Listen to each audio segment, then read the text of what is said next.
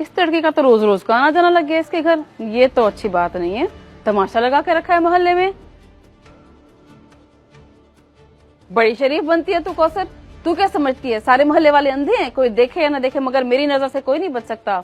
कौन है ये लड़का जिसे साजिद के जाने के बाद घर में घुसा लेती है? अच्छा सफिया बाजी, आपको पता चल ही गया तो अब आपसे क्या छुपाना है। दोस्त है ये मेरा, रोज मुझसे मिलने आता है, चक्कर है मेरा इससे। आपको कोई एतराज है? तौबा तौबा, अल्लाह माफ करे, बेहयाई की भी कोई हद होती है। मगर तुम्हारी तो शर्म हयाई खत्म हो गई है। कितनी झिटाई से कह रही हो दोस्त है मेरा, शर्म नहीं आती तुम्हें? माहौल खराब कर रही हो। अब इसमें शर्म कैसी, दोस्त है तो है, झूठ बोलने का भी कोई फायदा नहीं। आपने अब देख तो लिया है, ये बात तो वैसे भी नहीं छुपने वाली। क्यों, सही कह रही हूँ ना? अब इसका इलाज तो मुझे खुद ही करना पड़ेगा।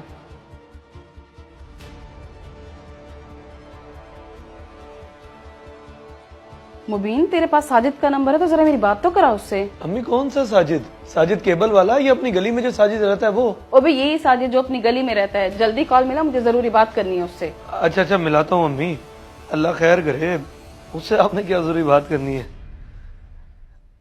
ये ले, जा रही है बेल।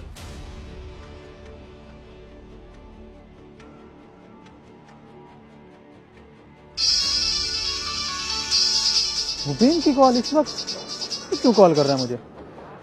हेलो, हाँ मुबीन, आज कैसे कॉल कर ली तूने मुझे? साजिद, मैं मुबीन की माँ बात कर रही हूँ, सफिया। ना तुम मुझे ये बताओ, तुम्हारी गैरत मर गई है या जमीर सो गया है? खैर तो है सफिया बाजी, आपको कैसी बातें कर रही हैं आप? हुआ क्या है? या तो तुम्हें वाकई कुछ नहीं पता या जानबूझकर अनजान बनने की कोशिश कर रहे हो। मैं काफी दिनों से देख रही हूँ, तुम्हारे जाते ही तुम्हारी बीवी कौसर घर में किसी लड़के को घुसा लेती है। बाजी होश में तो हैं आप? बिना सोचे समझे इतना बड़ा और घटिया इल्जाम लगा रही हैं आप मेरी बीवी पे। मोहल्लेदारी का कोई लिहाज नहीं है आपको? और लिहाज तो तुम्हारी बीवी को किसी का नहीं रहा। जब मैंने कौसर से पूछा कौन है लड़का, तो बड़ी बेशर्मी से कहती दोस्त है मेरा।